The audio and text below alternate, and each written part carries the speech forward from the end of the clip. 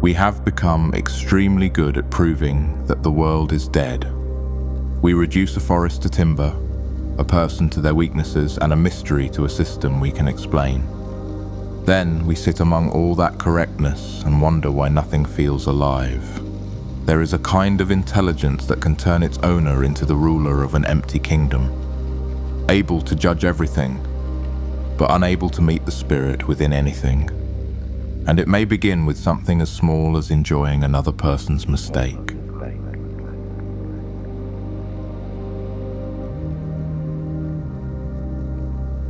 Think about the last time you felt especially intelligent. Maybe while watching the news, sitting through a meeting, or scrolling through people's opinions on a screen. You caught the weakness in someone's argument. You saw the contradiction they hadn't noticed. You found the exact place where their reasoning stopped holding together, and there was a certain pleasure in it, something sharp and a little cold. For a moment, it felt like winning. We've been taught to think of this as the highest use of intelligence. Being critical, being discerning, seeing through people and ideas before they can fool us. And there is real power in that ability. Our whole civilization has been built, in many ways, on the strength of saying no. Science moved forward because someone looked at an accepted explanation and said, "That isn't true." Industry advanced because someone looked at the way things were done and said, "This isn't good enough." Law developed because people refused to accept chaos and began measuring actions against standards. We take things apart, we compare, test, weigh, and judge. We hold the world before our own understanding and ask it to prove itself. That has given us a great deal: comfort, order, technology, protection, and an extraordinary ability to make nature serve human purposes. But after that kind of victory, there can be a strange silence. Once you've explained everything, analyzed everything, and reduced everything to its parts, what is left? You look at a landscape and see land that can be used. You look at a forest and see timber. You look at a human being and see a collection of habits, motives, weaknesses, and predictable reactions. We've built a magnificent external culture, but something within us has often grown poorer at the same time.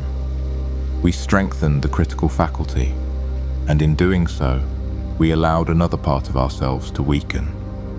We became very good at being right, and the world gradually began to look like dead matter.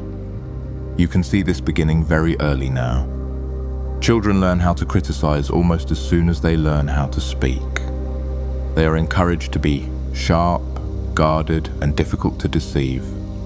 They are taught to question before they are taught how to be moved. And every time we enjoy that small rush of superiority that comes from finding someone else's mistake, something delicate within us loses a little more strength. We may not feel it happening. We may not even know that this ability exists. But we are starving something in the soul. Think of the soul as something living. The body needs food. It needs real nourishment if it is going to remain strong, recover, and grow. If you give the body stones instead of bread, it doesn't matter how accurately you describe those stones. The body will still starve. Feelings nourish the soul in much the same way. And much of modern life feeds the soul a steady diet of stones. Suspicious thoughts, contempt, mockery, constant fault-finding, and the private pleasure of feeling above another person. Every disparaging thought is a stone. Every time you dwell on someone's weakness, every time you assume the worst in another person, every time you reduce someone to the one thing you dislike about them, you place another stone where nourishment should have been. You tell yourself you're being realistic. You tell yourself you're simply seeing the truth, and perhaps the flaw you noticed really is there.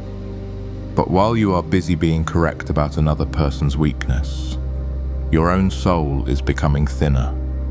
It is losing the strength it needs for a deeper kind of perception. The most troubling part is that this starvation doesn't always feel like hunger. It feels like boredom. It feels like life has become flat. It feels as though nothing has much depth anymore. You go through the day with a vague sense that everything is thinner than it should be. Think about the last time you blamed a friend, a relative, or someone you worked with for a weakness. Their flaw may have seemed obvious. Maybe they were lazy, dishonest, selfish, careless, or unreliable. And in the moment you judged them, you felt strong. You were the one who could see clearly. You became the judge in the room. But people who have worked seriously with the inner life know something our culture has largely forgotten. When you continually blame another person for their weakness, you rob your own soul of power. The energy that could have developed into spiritual sight is spent instead on the satisfaction of feeling superior. This isn't about pretending everyone is wonderful. It isn't about being pleasant, thinking positively, or refusing to acknowledge harm. It is a law of the inner life. Every harsh judgment you indulge in, every bit of carping criticism you enjoy, interferes with powers in the soul that would otherwise grow. It creates an atmosphere in you where nothing delicate can survive. It is like frost settling over a garden. The soil is still there. The seeds may still be alive beneath it, but nothing can open while the cold remains. And one of the first things that frost destroys is your ability to see. We usually think perception happens automatically. Something is in front of us, our eyes are open, and therefore we see it. But real perception is active. It requires strength when the soul is healthy, when it is nourished by reverence, devotion, and sincere admiration. It begins to develop a sympathetic power. It starts to meet qualities in people and things that remain hidden from a colder mind. Something in the world responds because something in you has become able to receive it. But when criticism has withered the soul, perception becomes shallow.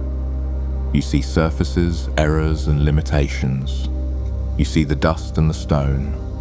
You no longer feel what is living through them.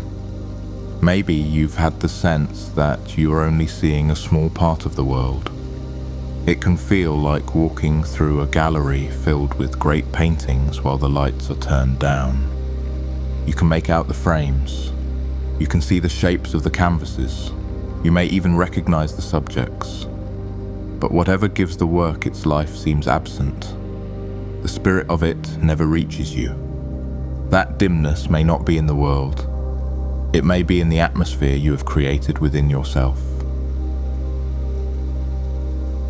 Imagine two ways of looking at the same person.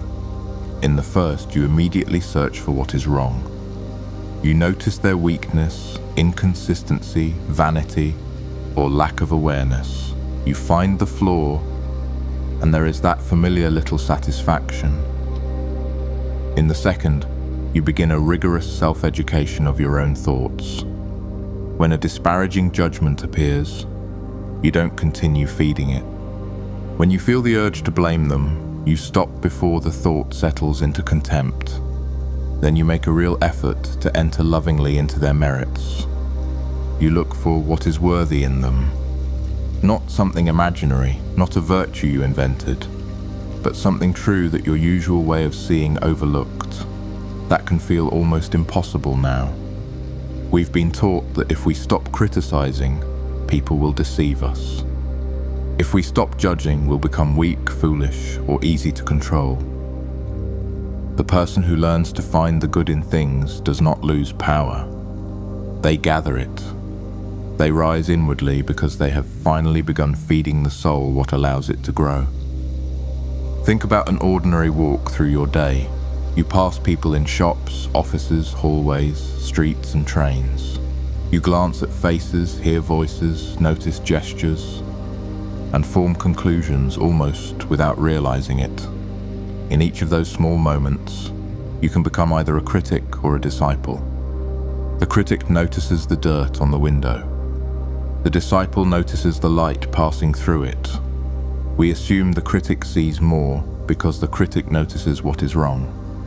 But often the critic sees only the dust and completely misses what the window exists to reveal. This change has to happen in the deepest part of your thought life. Outward politeness isn't enough. Good manners are not the same as reverence. You can speak gently, smile, and behave respectfully while inwardly reducing someone to nothing. The soul is not nourished by appearances. It responds to the quality of what you actually think and feel. When you show respect to someone's face while tearing them apart inwardly, the soul still receives stones, and the ability to see continues to weaken. The path towards spiritual sight is quiet. It can begin without anyone around you knowing. You can still do your work, take care of your responsibilities, speak to the same people, and move through the same routines. But inwardly, you begin removing suspicious and disparaging judgments from your consciousness. You catch the thought before it spreads. You refuse to let it become your way of seeing the person. Then you place something else in that space. A thought of respect, gratitude, or sincere admiration. And in those unnoticed moments, powers begin waking that would otherwise have remained asleep. Spiritual eyes are not simply handed to us. They are earned, partly through the refusal to be clever at another person's expense. When you stop carping, when you stop reducing everything to nothing but this or nothing but that, the world begins to change. The person you thought you had completely understood shows you another side. A tree you've passed 100 times suddenly seems alive in a way you had never noticed. You begin to realize that what you once called the whole world was only a narrow section of it. We are proud of our self-conscious human judgment, and there is a reason for that. The ability to test, examine, and prove things is a great achievement. But if judgment is never balanced by selfless veneration, we become kings of a graveyard. We prove the world to be nothing more than a collection of dead objects, predictable systems, chemical reactions, and human faults. Then we sit in the middle of all that correctness and wonder why we feel alone. The deeper reality is not far away. It is here. In the room you are sitting in the tree outside the window, and even in the person whose presence irritates you most. But something stands between you and it. That wall is made, in part, from your own criticism. Each time you judge with contempt, you add another brick. Each time you sincerely admire, one of those bricks begins to loosen. In earlier ages, it may have been easier for people to recognize that some things deserved a deeper kind of respect. Certain people, places, and truths stood apart from ordinary life more clearly. But in an age shaped by constant criticism, those ideals have been lowered. We bring everything down to our own level, make everything familiar, and refuse to recognize anything greater than ourselves. So now we have to work energetically within ourselves. We have to create the devotional mood that the surrounding world may no longer create for us. We have to place it into the soul deliberately, and this cannot be done through study alone. You cannot read your way into this kind of sight. You can understand every idea and still remain unchanged. It has to be lived. It means withholding harsh criticism, even when it feels justified, and especially when it feels justified. Not because another person should never be held responsible, and not because you should ignore what is harmful. You do it because you understand what repeated contempt does to your own sight. Do you want to see the splendor hidden within the world? Then you have to become someone capable of receiving it. You have to become a person whose soul is fed with bread rather than stones. Someone willing to look up to the world instead of continually looking down on it. Think about people who carry a certain light in their eyes. Their presence has depth. When they enter a room, life seems larger. They can look at ordinary things without making them feel ordinary. They are not merely lucky, and they were not necessarily born that way. Often, they are people who learn to guide their feelings and thoughts.